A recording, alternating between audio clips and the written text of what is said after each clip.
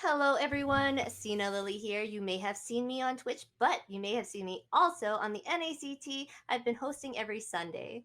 Hey guys, Private Dancer here in my non-potato form. You guys have probably seen me streaming as a potato on Twitch and also caught me as a caster in North America for the NACT. Yes, and we want to welcome you to our first episode of the Mobile Legends After Dark podcast, your one stop shop for everything Mobile Legends North America related. This week, we're going to cover last week's NACT matches, our feelings on the new format, our top plays of the week, and more. Yeah, not just that, but we're also going to be giving away a free epic skin for one of the comments on this podcast. You can find out at the end of this podcast more information on that one lucky winner every single podcast. And like we said, this is our first podcast, so if you guys have any recommendation or things and topics you would like us to cover, feel free to let us know in the comments as well. But we hope you guys enjoy the show.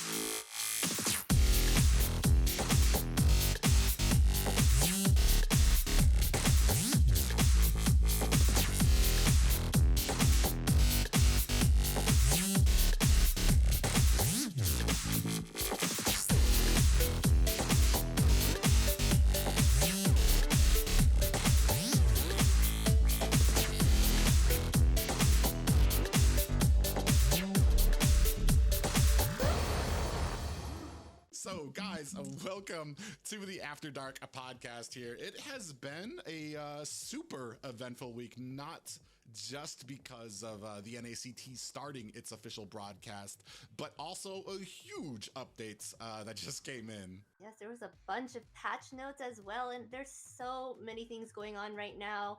And stage 1 of the NACT just ended, but we're going to be in stage 2 this weekend. But I'm not sure if you caught it, but mixed in between the thesaurus thick amount of updates in there, I'm not sure if you saw it, but there was a little bit of an update for Odette in there, if you've seen it. God. Yeah, there's a little bit. She's able to jump again with her ult, but I feel like I love playing her, but she's still kind of not that great. Don't let your dreams be dreams. Just go on out there. I'll just jump in with Odette. Yeah, I mean, I honestly, she's annoying again, I want to say. She's not debilitating, but she's annoying. Man, that's not all that happens. Like we said, this last weekend, we completed the first stage of the NACT. An exciting night, a new format and everything. Let's go ahead and take you guys back to what happened this weekend.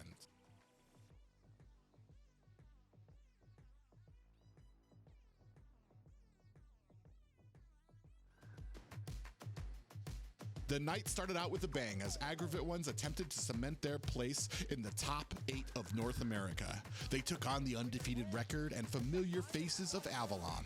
Aggravate ones seems to struggle in the early game, and some early failed ganks were more than enough of an opportunity for Avalon to capitalize on and reply with kills of their own.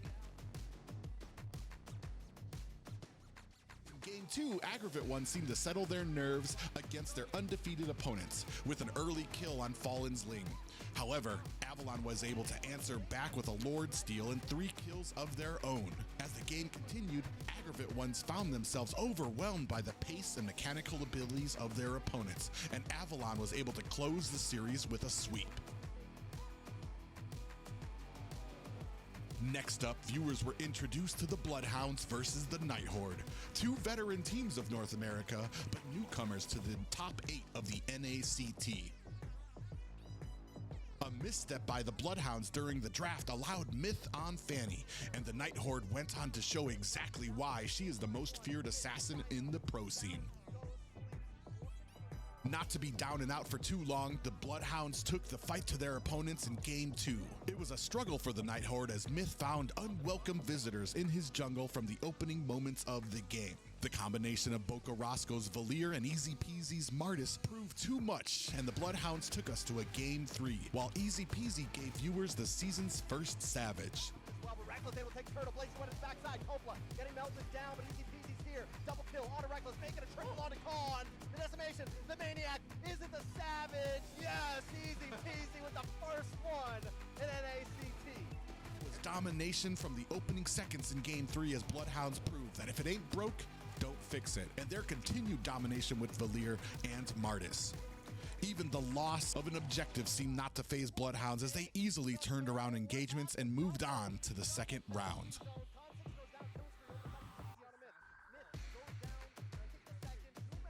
Next up, returning favorites, the Ohio brothers set the stage with hungry eyes and a fresh roster. Their opponents, North America's original runner-ups, Area 77. From the opening minutes, TOB was hot on the pressure, not letting their opponents even have a moment of breathing room. Area 77 found themselves quickly overwhelmed and at a 10-kill and 10k gold deficit by the 6-minute mark. Hoon led the charge, and by the end of this match with a record of 8-0 and 5 on Valentina and a 13k gold lead for his team. With revenge on their minds, Area 77 started the second game by scoring an early kill onto best player. By the end of the first turtle fight, it appeared that Area 77 had finally found some proper footing and were looking to take it to their opponents. However, by the 7th minute mark, the Ohio brothers were able to shake out the cobwebs and mount a comeback with dizzying speed and power. The last series of the night featured fan favorites versus fan favorites as Mobazane and the Bloodthirsty Kings took on Zero and the Knights of Fate. While there was a large amount of fan base behind them, nothing could prepare the Knights of Fate for the level of play of last season's champions, BTK. From the opening minutes to the destruction of the core, it was all BTK domination. The next game saw BTK feeling a little bit more relaxed and wanting to go with some comfort picks, like Zane's Granger. But from the moment the match started, Knights of Fates made sure to punish him at every corner they could. By the 7th minute, it looked like BTK was all out of options until they were able to capitalize on a greedy push after a turtle fight. By the end of the night, ISO was able to rally BTK to a victory. What an eventful first day. Let's talk about day 2. The start of Sunday night featured Bloodhounds putting their undefeated record up against North America's number 2 seed, the Ohio brothers. Game 1 started out with a lot of back and forth as Bloodhounds took the early objectives and kills, but by minute 6, Zia was able to rally the Ohio brothers to a mounting lead. However, the Bloodhounds were able to take advantage of an overconfident push by TOB and wrangled their team to a surprising victory, earning TOB their first loss in the NACT Fall. They say that an animal is most dangerous when it's wounded. The Ohio brothers was just that. They started the next match out for blood. Seemed like TOB just had more options for domination as best player Hoon, Zia each took only 1 death, as well as issued out a combined 18 kills out of team's 20.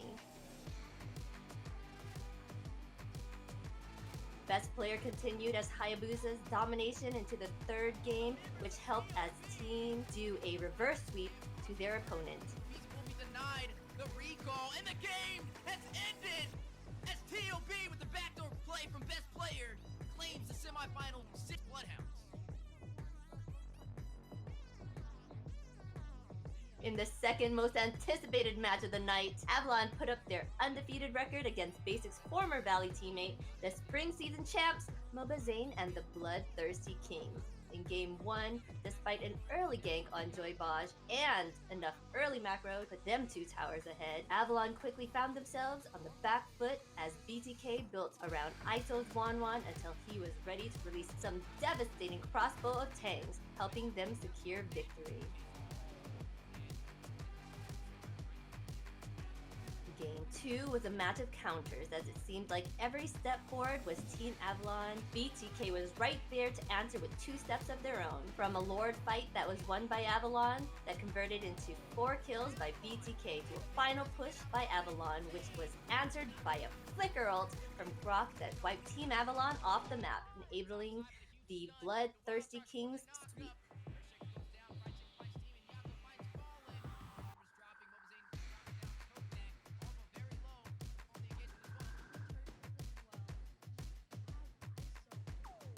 The third series of the night, Bloodhounds shifted their rosters to cover for a missing Easy Peasy. First match of the bronze bracket featured an unorthodox composition with Dino on Joy, Boca on Hylos, and their sub-in Templess on Xborg in the EXP lane. Bloodhounds earned their first 2 kills of the game, but ultimately sacrificed objectives. Not long after, Avalon pushed back. Fallen stayed as elusive as ever on his lane, while Basic started to outsustain. By the 13th minute, Avalon went for their final push to claim the first victory. Game 2 was a power struggle between the 2 teams as they went back and forth trying to take control. Bloodhounds claimed their first blood. Avalon quickly answered back with 2 kills of their own. The war waged on, and while Bloodhounds was able to find successful engagements, Avalon would counter back with their great rotations, opening the map and taking objective. This back and forth continued until Fallen was able to take advantage of an over-eager push and gained a double kill. Avalon marched down the map and claimed 3rd place in Stage 1.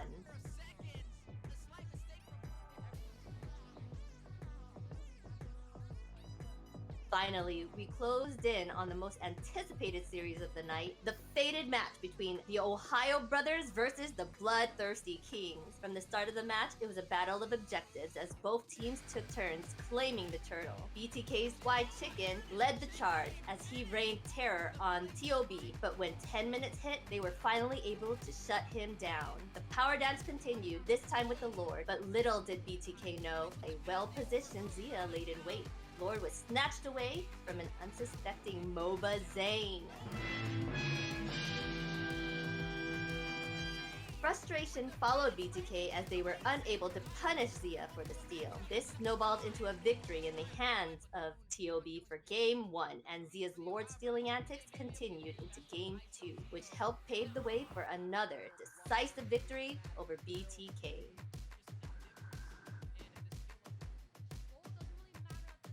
Going on to game point, with a sweep on the horizon, the Bloodthirsty Kings felt the pressure. While MOBA Zane was able to take first blood, the Ohio Brothers responded in kind by taking a hefty lead through team fight superiority. By 9-minute mark, things were beginning to look good for BTK. After a few good fights, White Chicken and ISO were able to rally the team to a 13-8 victory. But the celebration was short-lived. On the final match of the night, TOB was back in their dominating ways. The pressure was on as Zane seemed cornered at every moment in the match. Eventually, TOB was able to transition one of these moments into a victory and claim their seat as Stage 1 champions.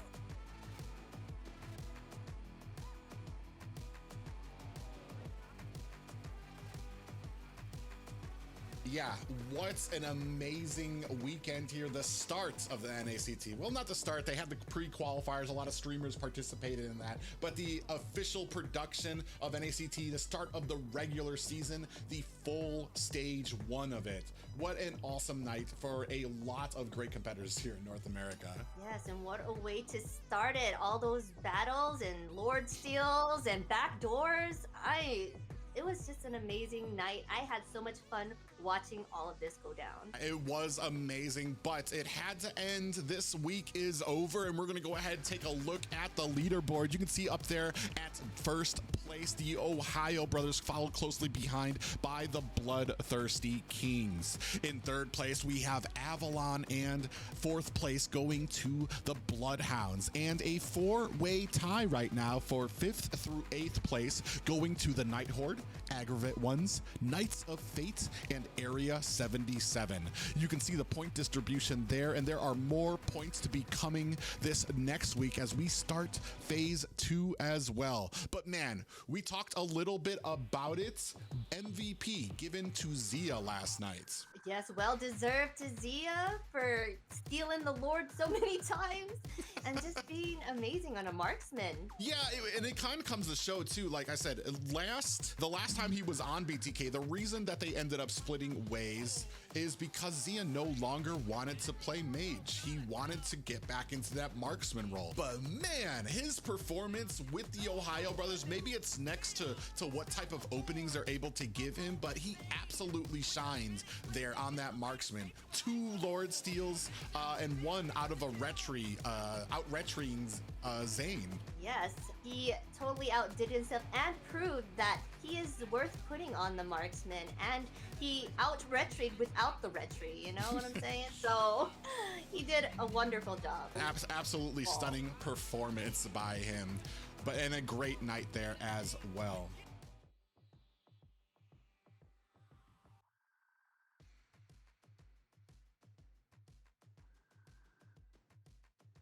That kind of brings us up to our discussions for this week.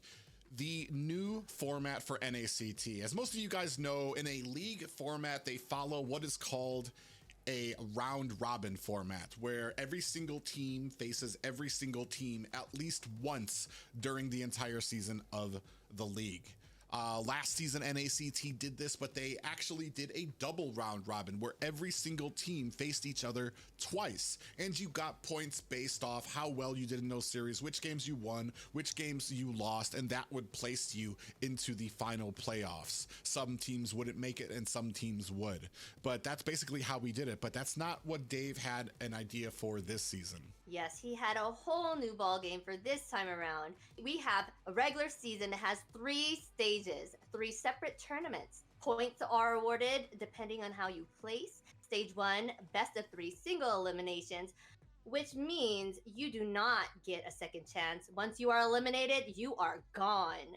And then we have stage 2 and 3, which is a best of 3 double elimination. The double elimination means that there is a loser bracket, which means if you lost, you get a second chance to come back from losing and get a chance at winning those stages. So points will be awarded in each of these brackets. Yeah, and last weekend we saw the NACT. We actually completed an entire stage. Stage 1, as Zena just said, 1 single elimination there, and we saw that the Ohio brothers came out on top. Which brings us to this first question for discussion. The new format, smash or pass, Zena? Well, for me, I would smash. I like the new format, and I feel like it's more fair for the teams, you know, like they're awarded on a point system instead. So because who knows, like some of the teams may be better against another team based on their hero draft, right? Sometimes. So I also like the fact that they added the $100 incentive to whoever wins the match. That makes it so the teams show up and not ditch just because they won't win anyways, you know? So what about you, Private? Do you smash or pass? Well, it's definitely gonna have to be. Initially, it was a little bit of a pass. I didn't really like 3 different tournaments kind of coming out. I'm a stickler for how things were and regulation with stuff like this. But as I saw it kind of unfold there, I'm really excited about it. It takes out a lot of the boring days from the actual league. There were times when the weeks came up and it was like, oh, it's gonna be the Ohio brothers taking on the number 8 seed, and that's all we get this weekend. And it was like not many people really wanted to see that, and especially with the kind of talent gap that you have in North America, where you've got, I want to say, 2 very strong teams, super long gap, another few teams, big gap, and then some people at the bottom that actually get in. And it can mean that a lot of weeks were kind of a little boring and left a little bit more to be desired. But with this means that every single stage, you're gonna have the top 4 teams facing the top 4 teams. And this is even better for the best top 2 teams in North America, because that means they're constantly having matches with the second place teams. So they're constantly fighting the next best in North America, which means they're constantly kind of sharpening that sword instead of like week in and week out where they have, all right, they're only going to be able to have BTK face the Ohio brothers once, and then we waited like an entire 2 months before they fought each other again with the last round robin format. So that's going to be a little bit more interesting too, and it's just more exciting. I think the viewers like tournament formats. They like brackets. They like people coming up to the end. So that's definitely, it's a smash for me. Yes, good, because it's Smash. I feel like it's a Smash because then, the battles won't be boring, like you said. They get to butt heads. It's very amazing to see how that works out. All right, ladies and gentlemen, it's time for the part of the show called the Regal Rundown, where we discuss those special moments that caught our eye or are deserving of royal praise. Yes, and we are going to go on to the Queen-worthy play. I would like to say wow, wow, wow to the match between BTK and the Ohio brothers. The Lord stolen from BTK by Zia was chef's kiss. The way that Zayn was caught off guard here, thinking like he didn't have anyone around to contest him, but little did he know, Zia was sneaking around the backside, taking buffs, then heading there to wait in the bush for that right moment to snatch it away, and then BAM! Just like that. Zia took the Lord and had BTK in for the chase. This attempt fell short as their own ISO tried to make him pay for it, but Zia just ulted him too and he was gone, so that caused them to retreat. And then the Ohio brothers regained control of the map and claimed victory. I always enjoy watching these two teams go at it. They're the top two teams of NA this year. The calculated plays they give in every match just prove how skilled these two teams are. Especially plays like Zia's Lord Seal and even their match earlier against Bloodhounds, how best player found his chance to backdoor them for that victory. That is a play worthy of the Demon Queen's notice. Well, it's hard to top that pick, but I'm going to try. We're going to go into the Potato Kings picks here. My pick comes from Saturday's brackets, the second series of the night. It was the NACT Horde taking on the Bloodhounds, two teams who in the last year have had a growth spurt in North America. This time last year, the NACT Horde was actually banned from competing in North America due to some immature and unfortunate mistakes. Which they actually have learned from and kind of grown. On the other hand, Boca Roscoe and the Bloodhounds were having difficulty breaking out of the top 96 despite a decent amount of hype around the team. Now, it wasn't enough that these guys had made it to the top 8. What we had last night was two teams desperately who wanted to plant a flag in the top 4 of North America. We were in game 2 and the Bloodhounds had already taken a loss against Myth's Fanny and they were not looking to get swept. Down 9-5. They had some great positioning during a turtle fight. Coppola lands a hook on the mat for you. Easy peasy clobbers him with a decimation, then sprints for the Lord Pit with his team in tow. The NACT Horde actually gets the turtle from Easy Peasy, but he punishes them one by one by one by one for the season's first Savage. This pretty much rallied the Bloodhounds to their victory. You want to talk about a play that broke the spirit of their opponent? This was at the midpoint of the match, and after that Savage, the NACT Horde weren't able to score a single kill for the rest of the game, and their success seemed split. Even though Easy Peasy got the Savage, Boca Roscoe was as much a part of the victory as him as well.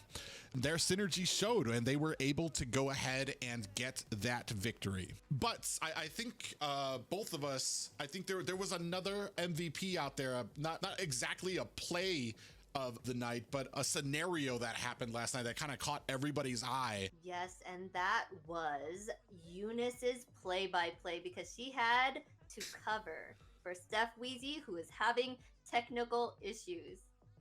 Because I wasn't going to do it.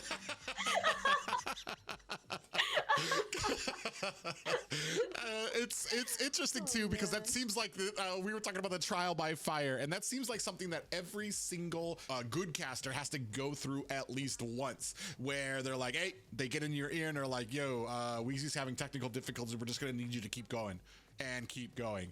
Last season, I want to say there was me and Ben casting for 10 hours because they kept resetting the Gosu match.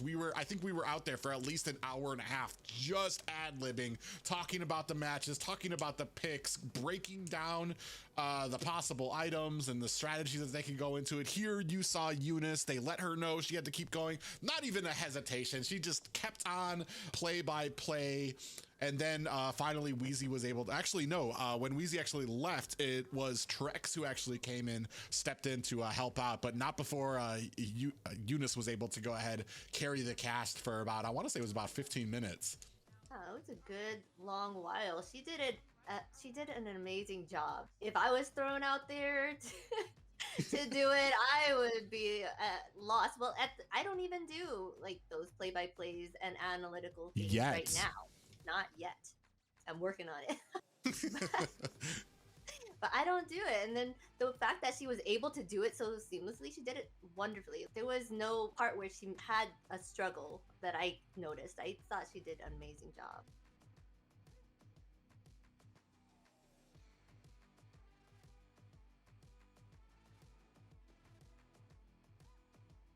And now we are moving to the international scene. We have MPL regular season, week 3, day 4 of the standings. We have RRQ in first place still, as well as Onyx in second. Moving up the charts, Evo's Legends has taken it from Bigatron Alpha, who sadly has moved down a slot to 4. And then we got on 5th place, Dua United Esports. And then going down the line, 6 is Arafire. We got Geek Fam moving up from 8, and then Bellion moving down, and Alter Ego in last place at number 9. All right, guys, also bringing up the international effect there, the Development League in Indonesia. You can see at first place a Bigatron Beta at the number 1 spot. Number 2 going to RRQ Senna. Number 3 and 4 moving up the line is Evo's Icon and Onyx Prodigy. Unfortunately, moving down is Diwa United Roads and Aura Esports at number 6. Number 7 is Alter Ego X. Number 8 going to Rebellion Sinai, and number 9 for Geek Family Jr. It's just a baby, Geek Fam. So that will wrap up our international standings and scoreboard.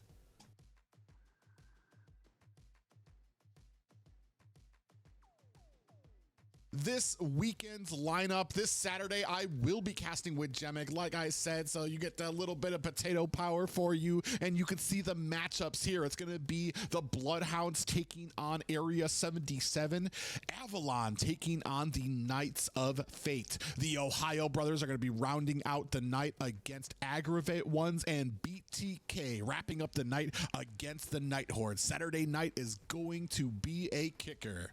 Well, guys, without further ado, I made a promise that I have to stick to at the beginning of this. I said we're going to be giving away a skin. So for your chance to be able to win, all you have to do, we're going to select one comment. You have to tell us what you guys think of the new format. Comment below. We will pick one of those names, and one of you guys will be gifted a free skin.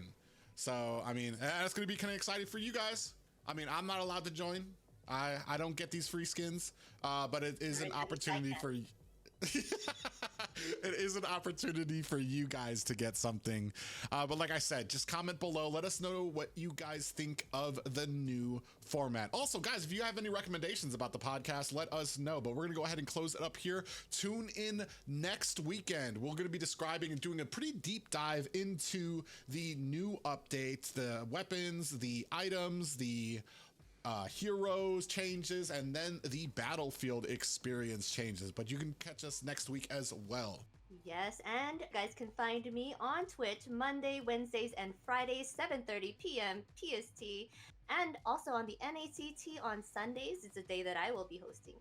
And be sure to join us weekly and watch our podcast. We will have them up by Thursday or Friday of each week so you can catch the news before the new NACT stage starts. So gonna be some exciting stuff. You guys can catch me Monday, Wednesday, and Friday, 6 p.m. Central on Twitch. This Saturday, I will be casting alongside Gemix, so I'm gonna be real excited there. You guys can find our social medias below as well if you guys are interested. But thank you for joining us for the first and inaugural After Dark podcast. We hope you guys enjoy it. We look forward to your comments. We'll check you guys later.